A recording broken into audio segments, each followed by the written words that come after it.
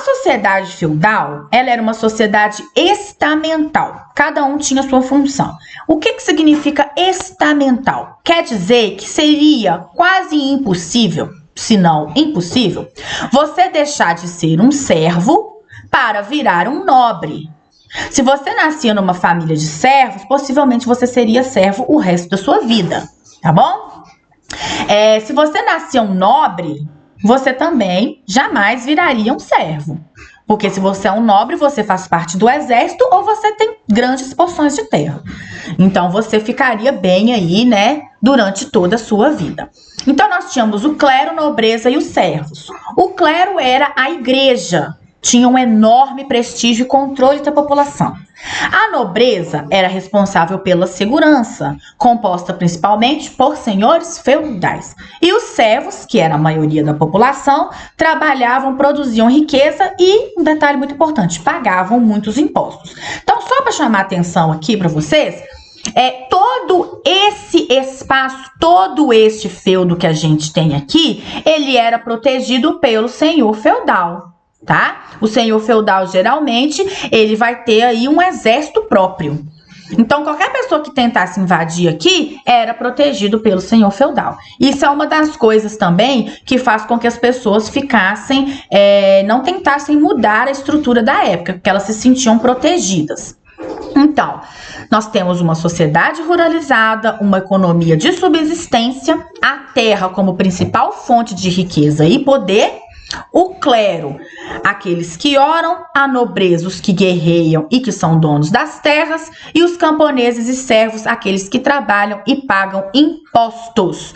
Posição social definida pelo nascimento. Se eu nasci na nobreza, eu vou continuar na nobreza. Se eu nasci como servo, eu vou continuar no servo. Se eu nasci, a minha vocação for religiosa, eu vou para o clero. Mas isso não quer dizer que eu vou me tornar um nobre, tá bom? E nessa foto aqui de cima, nessa imagem, nós temos representadas 3 classes sociais. Nós temos aqui o clero com o rei, que eu falei com vocês, o rei não deixa de existir, mas ele é representativo. O clero em primeiro lugar, como a instituição mais importante do feudalismo. Depois a gente tem aqui a nobreza, responsável aí pela segurança, ou seja, eles eram donos do exército e também donos das terras, das grandes porções de terras, os feudos. E nós temos aqui a maioria da população representada pelos camponeses e servos. Trabalhavam com agricultura, produção de tecido, criação de animais, etc. E a função da Igreja Católica? Como eu já disse para vocês, a Igreja Católica era a instituição mais importante desse período. Ela tinha um poder universal, ou seja, ela estava presente na vida das pessoas como um todo, né?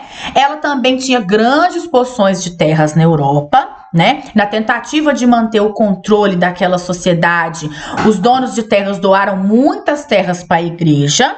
Ela influenciava a vida e comportamento das pessoas naquele período e viviam no teocentrismo. Quer dizer, a palavra teocentrismo, centrismo vem de centro, de importância, e teo vem de religião, de Deus. Então, Deus era o centro do universo.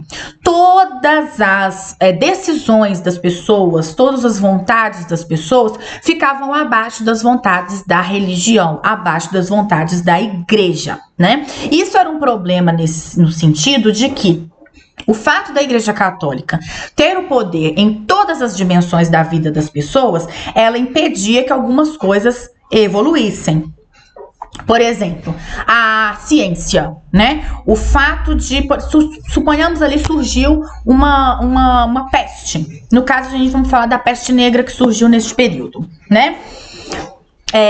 As pessoas se contaminavam por falta de higiene, né? A doença, ela era espalhada aí por pulgas, né? Que havia muita sujeira naquela época, e as pessoas não tinham o hábito de lavar as mãos com água e sabão, de tomar banho sempre, de lavarem suas casas, de armazenarem os alimentos adequadamente. Então isso fazia com que os ratos vivessem junto com as pessoas. E os ratos eram os transmissores principais. Então a pulga picava o rato, picava a pessoa, picava o rato, picava a pessoa. Enquanto aquele local estivesse sujo, né, esse processo iria acontecer. A gente tem uma explicação plausível sobre isso hoje em dia, né? A ciência estudou, né, qual que era esse vírus da peste negra, como que ele agia, de onde que ele vinha, mas naquela época não foi encarado dessa forma. O surgimento da peste negra foi encarado como um castigo de Deus, né? As pessoas não estavam orando direito, as pessoas não estavam orando o suficiente, elas estavam muito pecadoras, em dívida com Deus, e isso não tinha nada a ver com ciência. Na época, para eles, isso tinha a ver com religião. Hoje em dia, a gente sabe que não é bem assim, né? Hoje em dia, a gente sabe que a ciência e a religião são coisas distintas, né? E que ambas podem coexistir, devem coexistir, né? A fé das pessoas não deve influenciar na ciência, assim como a ciência não deve influenciar na fé das pessoas.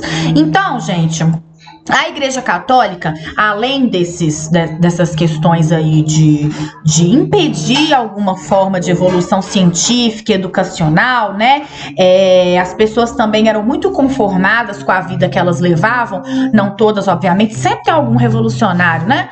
Mas elas acreditavam que o fato delas nascerem camponesas era uma vontade de Deus.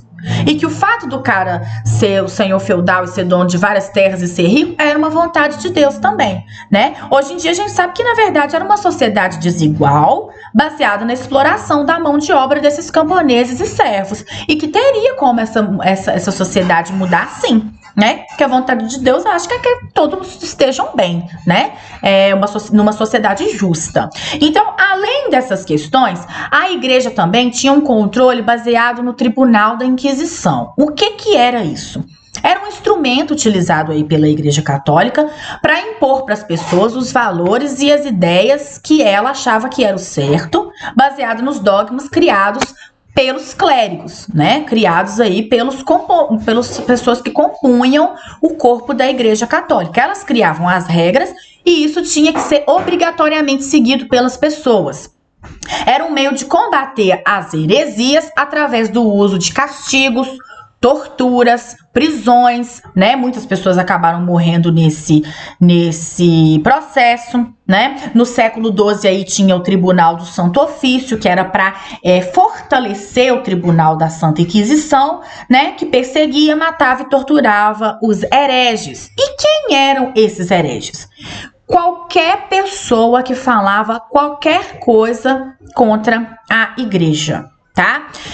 Se você fosse um judeu, não acreditava em Cristo, você era um herege, né? Então a gente tem aí o quê? Intolerância religiosa. As pessoas não podiam acreditar no que elas achavam que era o certo. Elas tinham que ser da Igreja Católica e ponto. Hoje em dia a gente sabe que isso é um erro, a gente tem que respeitar a religião do outro, né? Bruxas. Esse conceito de bruxas é uma coisa muito importante da gente prestar atenção. As bruxas nada mais eram que mulheres que conheciam as plantas, né? Que faziam remédios através das plantas e curavam pessoas.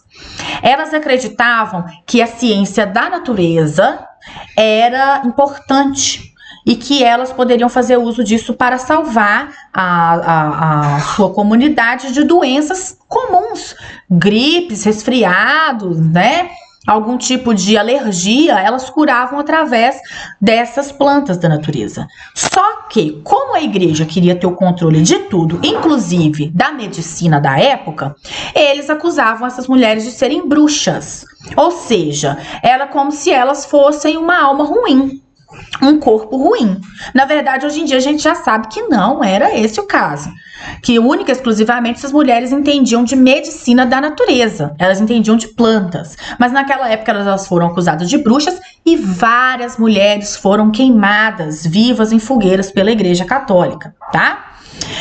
Qualquer decisão da igreja, qualquer questionamento de decisão da igreja, essas pessoas eram consideradas hereges. Então, na primeira imagem, a gente tem uma exemplificação de guerreiros da Igreja Católica, né, para combater esses hereges, que eram os cruzados. Nós vamos estudar um pouquinho mais à frente sobre esse exército cristão que foi criado.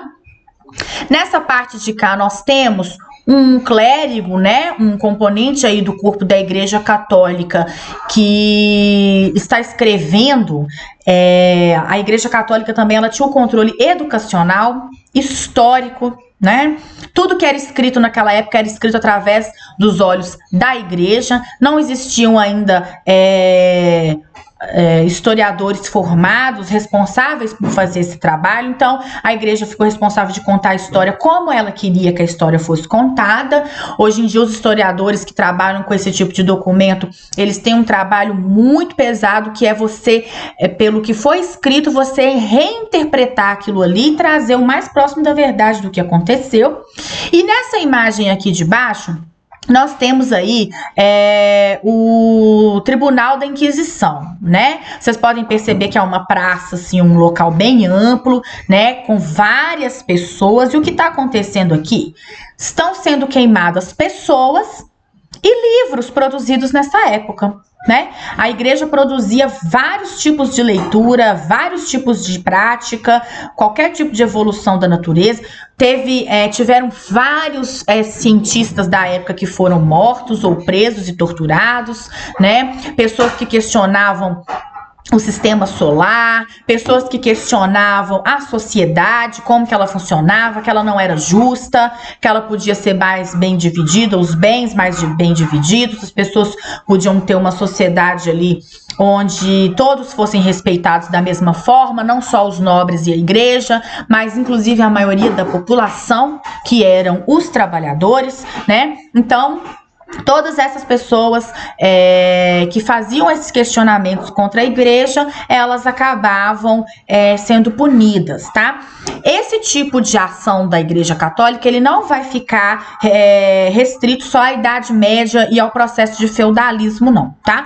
Durante esse tema, né, do 7º ano, as habilidades do 7º ano, a gente vai ver que ela vai retornar todo esse processo, uma vez que as pessoas vão mudar a mentalidade, vão tentar enfrentar esse problema, separando a igreja da política e da ciência, e muitas ainda vão sofrer na história, tá? Esse vídeo vai ficar por aqui hoje, é um material complementar aí para vocês tentarem resolver as questões da semana 1. Se ficar alguma dúvida, vocês já sabem como vocês podem me contatar, tá? Um beijão para vocês.